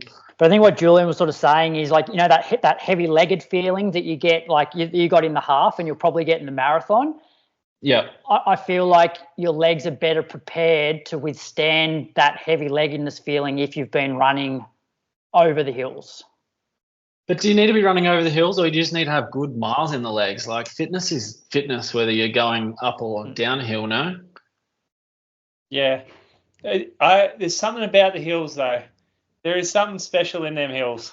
Look, we used to do 600-metre hills all the time, and, like, we're only running 320K pace up them. But, like, I used to think of hills for my specific sessions as they were a bit of a gym session. Like, there's nothing better for, like, glutes and, like, that posterior sort of chain. But, I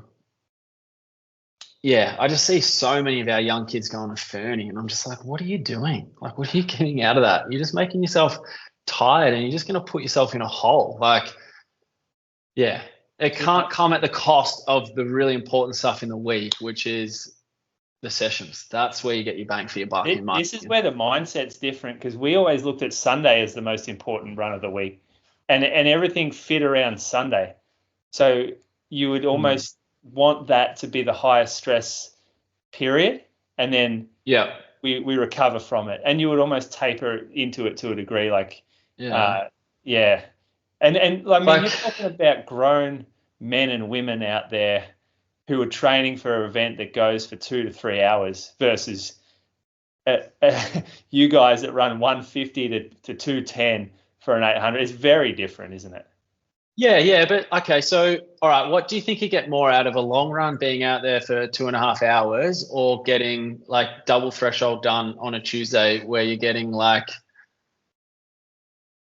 you're probably getting over like 30K for the day, and half of that's at threshold. Do you know what I mean? Like, it's still aerobic work. For a marathon, probably the long run. Yeah. So I guess that's specificity. Yeah. Like, you're training for. Like JR for his 800, 1,500 guys, or especially his 800 guys, like, he doesn't bother with the long run anymore, because he's like, they're doing double threshold on Tuesday. They're getting. It is a long run. But 12 to 14K of threshold in, plus warm up, warm down. They're getting 25K for the day. Like, why do we need to go and do a sort of a steady state slow long run? But again, 1 minute 44 of running versus, So I think we've come to the conclusion that hills are still important in the marathon block, but you want to do your marathon paced or effort reps on the environment that you're going to be racing over. Good summary, Croaks. Well done. All right. So we've got a special guest with us tonight. He's popped in. We haven't heard from him for about 7 or 8 weeks. He's the guy that destroyed Jeff Riseley at the 2012 Herb Edmund Mile. Welcome back to the show, Brady Trelfall. Hello, boys. Thanks for having me. It's good to be here. Missing you boys over on Road to Chicago, but it's good to hear your voices again. Big fan here of your show. Listen every week. Yeah, I know you do. You often send me feedback straight after recording every week, so that's why it's good to know you're listening. Mate, I thought we'd get you on for a couple of reasons. One, just to give us a real quick recap of how your last, 8 weeks of training's gone, and also to wish you all the best for Chicago this coming weekend. Yeah, thank you. I'm more excited about watching you though, Croaks. I cannot wait. It's going to be about 3 o'clock Saturday afternoon for me. I'm going to sit back, put a bit of precision fuel and hydration on ice, and just put you 3 in the tracker. And you just do a race and boost. Have I missed anything early in this episode? You still lined up? Not sure yet. Okay. Press conference at 4 p.m. Saturday, I think. Okay, yeah. And on that, are you still like saying no media up until race day? Yeah, this is my media for the week. This is your media for the week. Shut things down over the next couple of days. I was thinking as well, do you want us to put something on Instagram about like no photos pre-race? Are you happy with people coming up and getting photos with you before the race starts? That's fine, Brady. That's fine. This is about you anyway, mate. How's training going? What are you going to run in Chicago? What's the weather looking like? What's your plan? I'm feeling good, Croaks. Good block. Had a bit of an interruption. Your haircut? Your haircut. Just turned my camera on, listeners, so I could see the boys. So, yeah, new haircut today. It's pretty short too. Same haircut as Ballarat for people wondering at home. So I've gone with a short top up upstairs. Probably reminds Moose of his Navy days, I reckon, that haircut. It's like That's good, real short. How much time does it save in the race?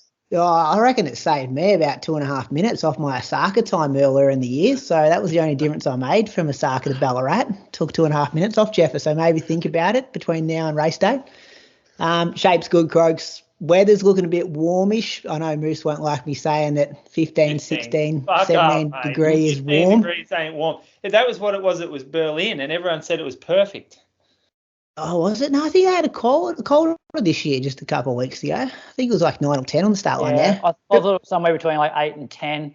Yeah, we got him there again, Croaks. So, it's going to be good. I'm just like, it's starting to sink in now that I'm going to like a world marathon major. So my memories of like Berlin back in the day, boys, are starting to like hit me that there's going to be, I think there's 50,000 people do Chicago, and, the million people on course. And I am really excited about experiencing what a big American marathon is like. So that was why I entered this one a while ago to tick off a American marathoning experience. And yeah, stoked that I'm in shape to try and hopefully run well there. Would love to run something in the 2:18s. That's probably goal A. Goal B would be the PB. And then I've heard that Centro is pacing Chiara D'Amato through at 3:15k pace. So that's like right on 68 high, 69, flat through halfway. So I think I'll jump on. He said when he was retiring that he was either going to pace or have a crack at a marathon while he still was in half decent running shape. So and then he was out. He was done. Yeah. So I think he's been training with her in Utah for like the whole block. Yeah. So what an opportunity, I suppose, to jump in there and just maybe make some decisions at 20, 25k if that's too hot and I need to back off, or if I can continue on that. What do you reckon he'll think with just this Australian on his right hand shoulder, just talking this Australian slang for a couple of hours in his left ear? You reckon he'll like it? I've never met a guy who talks more. Like, beautiful, Jeff. Yeah, like he could talk more than you, because the boys were giving you shit earlier that you're the only one who talks during a marathon. Yeah, I don't mind a chat during a marathon. Because I was asking, what do you do for 2.5 hours? Is it just silence? And they're like, oh, if you're Brady, you're just chirping a light way. Yeah, and probably that's why these are two are much better at marathons than I am too, Jeff. So probably take their advice over my chatting advice. So I got a question for you, Brady. Okay, fire away. As someone who might consider doing an overseas marathon next year, what are the considerations you have to make for this compared to if you're doing it at home? Like I've got my brother, for example, on the bike in Melbourne. You're obviously not going to be able to have that. Like, is it harder to get your gels, your drinks? Like, do you have to practice anything different or do anything different than what you would for a local marathon? Yeah, the drinks is the big one. So I think if I was to run any marathon in Australia, I'd have access to my own personalised drinks at the drink stations. Yep. And that's why Japan's really good. We, as Australians going over there, we often still get drinks available for us. But yeah, this American one, be no drinks. So I've been trying to think about, like that day at Burnley half marathon, it was like practicing, picking up those cups, seeing how much you can actually get in. It's very, very difficult. I spilled so much of it all over me. Yeah. Like I got nothing out of that cup. Yeah. I think we're a bit luckier now that the gels seem to be like higher concentrate, so you can pretty much carry everything you need to consume. You don't need to worry about someone passing you a gel at any stage of the course. I think also getting into them is so much more of a logistical kind of nightmare. I guess you do have to think a long time in advance in Australia now that all these races are selling out, but trying to, for us, look at that sub-elite program, like the times you need to hit, and try to be organised 10 months in advance to try to commit to getting a spot in those races so you can, plan ahead, which is something that probably haven't been used to over the previous years. It's probably just the last, 6-12 months where you've had to start thinking well in advance what your races are going to be. And then, of course, the travel factor, which is a bit unknown. So I get on the plane. I'm surprised you're not there. Yeah, I get on the plane tomorrow. So 15 hours and 50 minutes to Dallas, direct from Melbourne, which isn't too bad because I think I'll leave at 1 p.m. and then I arrive at 12:50 p.m. So I'll do a little shakeout jog before I leave here tomorrow morning and then do my double 20 hours after, and it'll still be Tuesday afternoon. So I hope that's enough time, but I'm also not a full-time athlete, so it's hard to, get too much time off work and away from the family to get over there and stuff. But yeah, looking forward to it. Yeah, And, I did always find it much harder going to America than Europe, just with time zones and stuff. So yeah, just try and get melatonin and plan ahead. Yeah. And for those that haven't been on Patreon, how's your prep gone? Because it looks like you had some really big weeks in there, and then like a bit of a rough patch over the last couple of weeks. Yeah, I had 2 weeks of over 200 Ks, which was good. I was feeling really fit. And then I did the pacing job at Sydney, which went really well. I think I'm now the number 1 pace guy in Australia, Croaks. I know you and Dion Finocchiaro have been fighting over that position for the last couple of years, but, set up the fastest ever time on Australian soil. So, I got sick. I also had 9 infusions straight after that. And then I think I got a bit of a bug, which just knocked me around for a week and a half, and training kind of sucked for a while there. And then I've tried to then do a bit of a build, like Moose was saying on last week's episode, try to build the momentum into the taper, because I felt like I had a couple of weeks there at 150, and I'm like, I just want to do a bit more, get a bit more confidence, hit a few key workouts, which has worked well. And then, just started the taper I did a big workout Tuesday last week, so it's not the traditional 2.5, 3 week taper, which my mates on road to Chicago were a bit triggered by. And I did a terrible job of explaining it, but yeah, I'm feeling good. And compared to Ballarat, so Ballarat, you came out and probably not surprised yourself, but it was very much more of a very low key sort of build, and you came away with a PB. This one, you've sort of thrown more the kitchen sink at it with your 200K week. So is there part of you that's concerned that, you can run a PB in Ballarat and then you go over to Chicago, even though you've run all these Ks every week, and potentially run slower than you did in Ballarat? I think I learned at Ballarat that that was the more perfect race than going to a world marathon major. I think the lower key atmosphere. I had drink tables that I could easily access. I had Moose on the bike next to me for the last 15K. It was 2 hours from my door. My wife was there on course. I think the weather was pretty cold. It was almost, perfect kind of running temperature. I think maybe 8 or 10 degrees. So although it was a very much small kind of tiny race compared to Chicago, I think there's probably more factors that equate for faster running for me that day than there are going to be on Sunday. So, but I'm telling myself, do what you did at Ballarat in a bigger race with people around you and a flatter course, and hopefully that is 45 seconds difference, and I can dip under 2:19. So I'm going to follow the same nutrition plan, and hopefully have a bit more company out there. Yep. I just think that you need to take that out of your head. You need to spend the first 20K not thinking. Yeah. Not trying to make decisions, not assessing your point, not assessing how you feel at every K marker. You really just need to go dum-dum mode.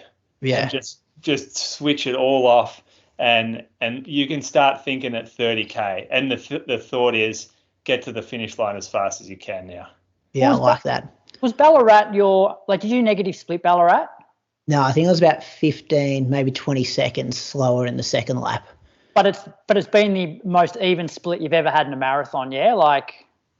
Pretty much? Yeah, it'd be pretty close. When I ran Gold Coast a couple of years ago, that was pretty, maybe, 35, 40 seconds. But I think, Ballarat's the closest one. Because the one thing I remember from your Ballarat recap was, you kept saying, how comfortable you always felt like you're sort of full of running towards the back end of it. And so you almost want to just try and replicate those same feelings at the same points in the race. So remember how you felt at 10K at Ballarat? You want to feel just as easy in Chicago. Yeah. And we spoke about it. Jeff left my 1K splits on for Ballarat, which I've never done before. And we're kind of saying how that could go two ways. When you get the data in that second half of the race, it could be really, really shitty, and you start having a pity party and you go downhill. But I was getting my watch is flicking at 3:15s, 3:12s, 3:14s, and I'm just fuck yeah, I'm killing this. And Moose is telling me I'm looking good, and I'm it's big, these crowds of people that I actually know. It's rare to go to a marathon where you know, kind of like and it was like an AV kind of marathon in the end. So yeah, I did that for Burnley, and I was getting the same buzz that you were. Like I was like, okay, I'm ahead, but then like it ended up being 300 meters longer on my watch. Yeah. And I was like, can also I thought I was going to be sub 73, and then I'm looking and I'm like, I'm still, yeah. So, but it's that what can you give yourself, Croaks, that's positive towards the back end. So I'm someone on that, like if I can negative split it and start seeing some of that data, I'm going to grow in confidence and can kind of keep that momentum rolling. Yeah. Well, mate, I haven't decided what I'm going to do for Melbourne with my watch, if I do that or just keep it on and just try and go to sleep. When I've run Melbourne as well, like if you do turn your K splits off, I've found the first, like if you manually lap every 5K, I reckon some of those 5K markers are out too. Like the first one was always like 150 meters long. I remember the first year we did it, we got there in like, 17:05 and we weren't running. Everyone in the pack's like, we're going way quicker than that kind of thing. So just watch out for that as well. Don't they have mats every 5K though? Yeah, so they did, but the mat was at 5.12 or something like that. They put in the wrong spot. And we saw that at the Gold Coast when we paced. Like I was doing the Ks every time we went past a K marker, and some of them would be, 10 seconds variation because some of them are 950 meters and the others were a bit longer. So that's good. All the best to you too, Croaks. So proud of this guy. Hey, Moose, it's unbelievable. He was on his deathbed with like patches on his heart, like 15 months ago. He's going to go top 5 now. No 12, Liam Adams, no Tom Buchanan. 3 weeks ago, he was pacing this race. He was pacing his mate to 240. No, that was a joke. It's 12 months ago last week that I had that loop recorder inserted. Yeah, I know we give each other a lot of shit on this show, but it's been a big, it's been a big 12 months for you, and it's good to see you back in the arena battling. And I know I always talk about going faster than we actually are, but I really do hope you make the most of this opportunity, this fitness. It's a downhill year, so the course has changed to be more downhill this year. We're talking about that on the monthly. It's 8 degrees and 6K an hour winds predicted. This is like a once in 20-year opportunity for Melbourne with this weather. You never know when you're going to be this fit again. So I really do hope you just go, fuck it, I'm going to roll the dice today and just smash a few blokes. I'll do my best, Brady. Thank you. Guys, well, I got all 3 of you. I got a question. Like, this is my first one, and I even listened to you before, Moose, speak about Melbourne with like such a like nostalgia. How, when you go into that, like, because I think I've got a preferential start. I get to go into a pen or something? In the pen. At the start? Didn't you get an elite pass down into the MCG change rooms? No, come on, mate. Surely when you go to 4 Olympics, you get that. Take my No, they did ask, but I was like, I don't want an elite one. But like I'm already like getting more excited as the day goes. But what is it actually like on the start line? You're going to get Is it a good feeling? I think Jess Hull's going to fire the gun, so that's big. Normally you got Deke, and Deke gives his pre-marathon rev up, which he's got, I think, pretty much nailed now. He's been doing that for 20 years or so, maybe more. I think that's only Gold Coast though. Because Deke's an ASICS man, so I don't think he does the Nike Melbourne Marathon. He used to do that when it was ASICS though. He used to do Melbourne. Yeah. Remember that? It's just so much energy. There is so much nervousness buzzing around. It is. It's insane. Like if you lit a match, it would just blow up with how much energy is floating around. But what happens as soon as the gun goes, boof! It's all. You're running, right? And you're running, and you're a runner, and you've done it so many times, and you know how much more experienced you are than everyone else. You just immediately like know what you're doing. All the question marks disappear. The 320, the 330, the 335, it doesn't matter. Like you build it up in your head, I'm going to run a 334 this first K. And you run a 328 and you're like, oh, well, that felt fine. I'll be fine. Yeah, uphill. Yeah, all the thinking that you do just is so insignificant after that gun goes. But you've obviously got to manage those excitement in the first 1 or 2K. Like you don't want to be out too fast, right? Do stupid stuff, but you just don't worry about it as much. It's like we're just running, and you're going to have some absolute nuffies ahead of you, and you're going to think, I can't run next to these people the whole way, and they'll only be there for 4K, but they're going to be there for you. Oh yeah.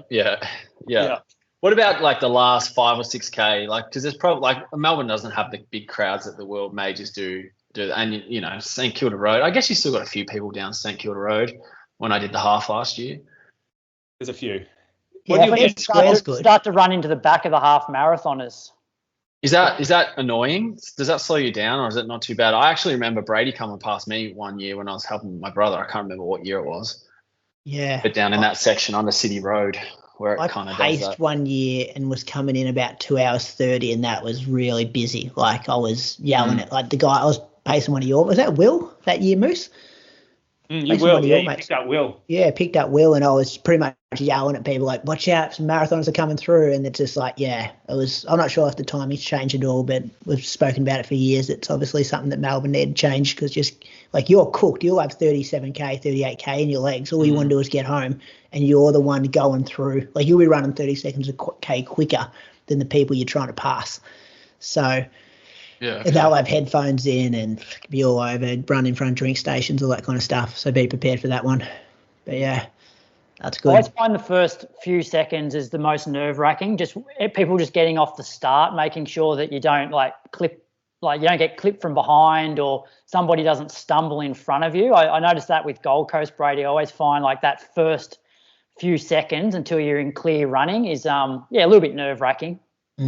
You're just constantly telling yourself, like, stay out of trouble, like, yeah. Very good. So, Brady, we've just got Moose on the loose to go. Are you happy to stay to the end? Yeah, I'll tell you a few things that are coming up as well. A couple of weekend interviews and Road to Chicago details. Over to you, Moose. Moose on the loose. Oh, yeah, got a couple here. Now, there's a bit going on in the background as we record this episode, because one of the greatest world record attempts of all time is going on. You want an update? I have been captivated by it. I've spent way too long on TikTok over the last 3 days. I wasn't going to give it the all right, go on then. It's taken me a while to load it up. Hang on, you just do it and I'll tell you where he's at. Well, it's not actually about that anyway. Oh, isn't it? It's about last week we had Jess Hull on, Olympic silver medalist. And from all feedback, I'm only going off feedback, but everyone loved it. They adored the chat. They said they got a ton out of it. Great representation for our sport. Probably if you were involved in maybe the National Athletics Organisation, you potentially you'd want to share the interview and maybe promote the person, considering they're so good for our sport. It might encourage others to start running and get inspired, perhaps follow her through to the next Olympic campaign.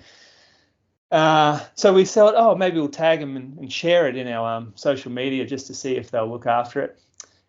No. So they shared Ned Brockman, who is out there, who made some ridiculous statement that he was going to break a record that he had no business talking about, even in the same breath as his name. That record shouldn't be mentioned. But AA very quick to get behind him on social media, so big pump up for Ned. However, we get left on scene with the Jess Hull interview, and you just wonder why we're promoting certain stuff from our national organisation and not promoting other things. But it doesn't make much sense to me. Does the Puma sponsorship have something to do with it? That perhaps. You'd think Jess Hull might be on NAS though, perhaps like a scholarship athlete. They should probably promote one of their athletes that they're actually looking after. But they were also happy to plug an interview with another Aussie rep from another podcast previously, who was probably not as high profile as Jess Hull. Certainly hadn't won an Olympic medal. Mate, we've fought this fight for a while. If you read our DMs, it's just us constantly tagging them in, and they're just seeing it. And then there's like a question from Zach, like, hey guys, would love to pay for a promoted post. How much does it cost? I see you promoting other podcasts. They clearly just hate us, boys. I'm not sure. Jess Hull hasn't been able to save us. And we had Jess Stenson on 2 weeks before that. Izzy Matt Doyle. You can't ignore Jess Hull. There has to be an agenda. If you're ignoring Jess Hull, that's criminal. Do you reckon we get Kathy Freeman? Because Kathy's the only chance we've got left, isn't it? We get an interview with Kathy Freeman and tag him in. Do you reckon we'll get a share? I can make the call. Herb Elliott, Kathy Freeman. They're the only two who got left, boys, of chances to be able to get a share on Athletics Australia's Instagram post. Feel free, listeners, to comment on there. Ask them why. We're confused as much as you are. 300, what episode's this, Get in Crux? the comments. 362. 362 weeks of continuous episodes promoting the sport that we all love. Just give us one little Instagram share one day, please. Well, it's more, I haven't heard Jess do many long-form interviews, well, really ever, but definitely since the Olympics. So I thought First one she done. I thought there was 2 some hours. interesting stuff in there. And Oh, it was brilliant. She was brilliant. I got people coming up to me in the store multiple times a day since Wednesday, and we only opened Tuesday, saying, how good was Jess Hull? Like, how good was that? How good does she talk? Is she not the best person in the sport? Like, that is the face of our sport for the next 15 years. She was incredibly generous too with her time, especially pretending that she knew who I was. Well, what about the end where she said she's been listening to Road to Chicago and it was good to put a face to Em at that Nike event? Emily Massey, yeah. That's that can't be true, looking after surely. the sponsor right there. she's a business lady as well as a professional athlete. Yeah, he is disappointing, Moose, but I think we've been there. We know. Oh, we don't know why. If they could just respond and tell us why, it would be good too. Anyway. what else you got, Moose? Oh, well, the other thing starts pissing me off lately is on social media, everyone's, especially Strava, complaining about training for the marathon. This annoys me a lot because there are so many people out there not in a position to be training for the marathon, whether it's their body that lets them down or they don't have any time or whatever. But you should be privileged to be training for a marathon, not whinging and complaining about how tired you are, how tough the runs are. I don't want to hear that the day's windy or that you got wet when you were running.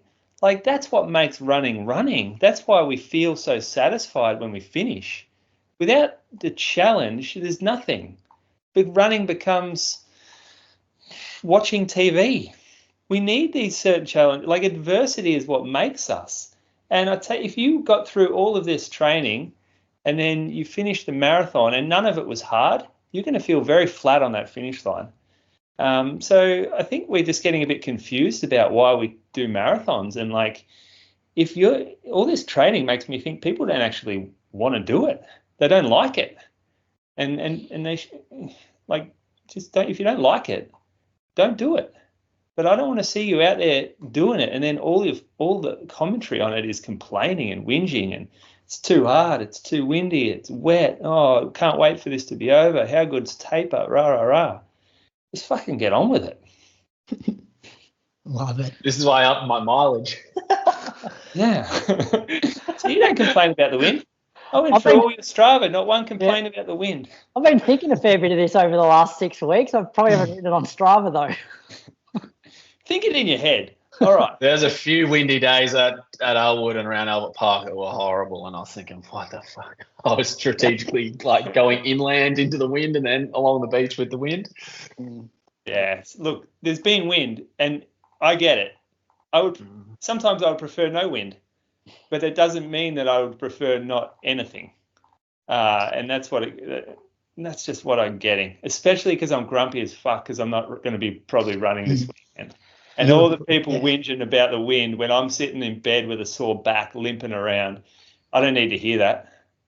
Well, that sort of came back to a question we had a while back about, like, how do you get motivated to get out the door? And it's like, well, yeah, it's a privilege. Like, if you can actually, because think of all the times when you can't run or you've been injured or sick and you want to go for a run, you can't. So, yeah, you need to not take it for granted.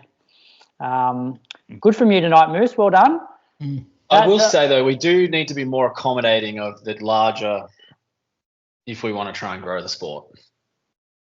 What do you mean? The larger population. Well, yeah, sort of. Like, how do we make it more inclusive and not? Well, I guess it wasn't an elitist take or anything, but you know what I mean. Like, I was on a run the other day and I felt so bad. Saw these 3 girls out running and they were out running and they had their camel packs on, and I don't know if they've been out there for 4 hours or not, but yeah, I got very judgmental very quickly, and I had to quickly check myself and be like, no, good on them for being out there having a crack. I reckon we see more complaining from the elites than we do from the rec runners. That's what or not the elites. Okay. Yeah, I don't see that. I don't get it. Like, I see people, from what I see coming in the store, people are not complaining about their running at all. They are loving it. They are like excited by it and passionate, and they'll give anything to get out there. They're waking up at 4 a.m. to run before their kids get up. It's more like the croaks, the semi-professionals that like they're sleeping in, and they look out the window. It's a bit cold. They go an hour later. That kind of operator is the one makes or breaks his day. Whereas the family people are just appreciative that they get an opportunity to go out there.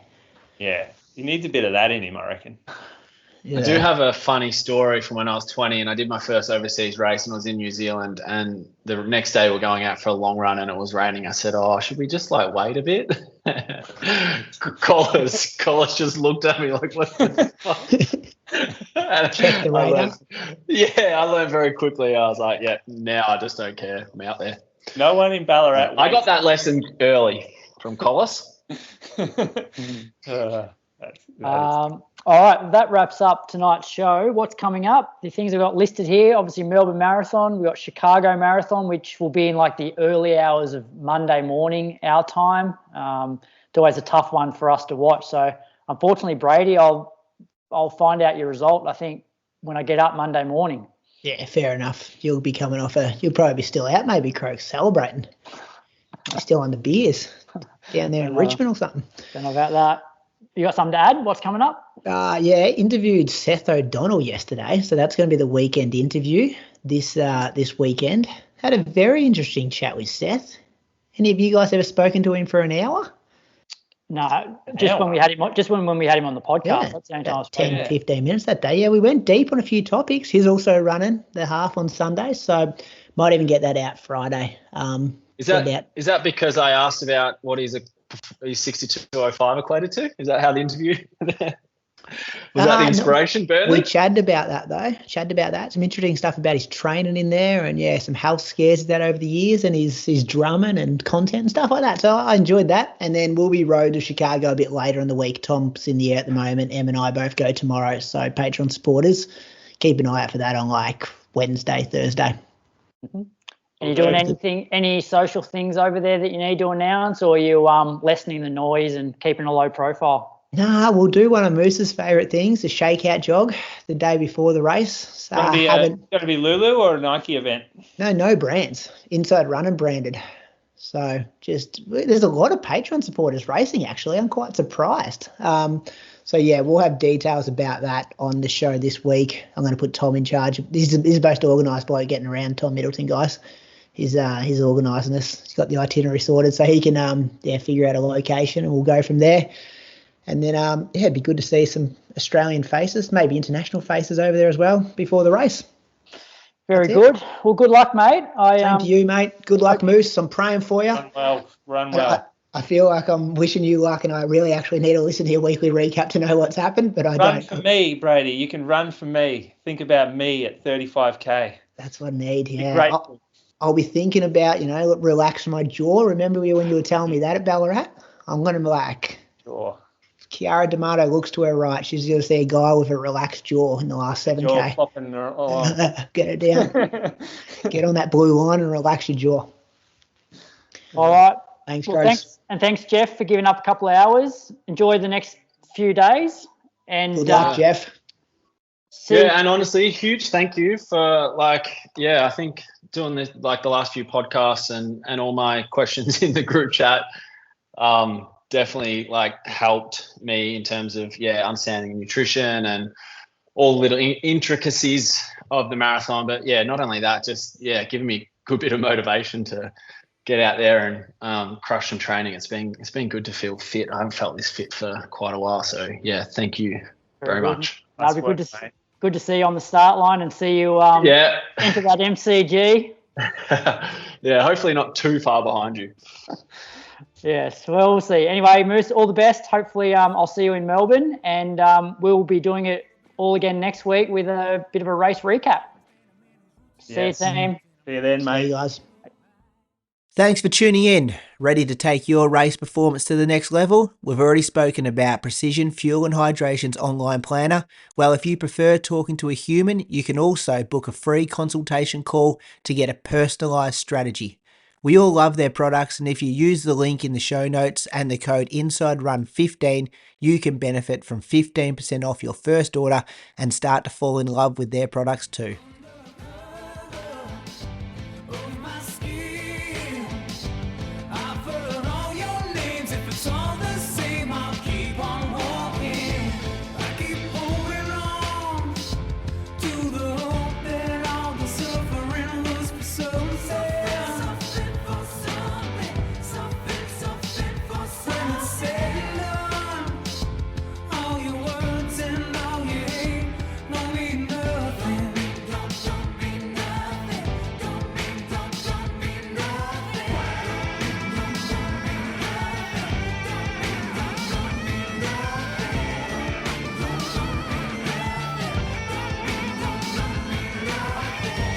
In the world.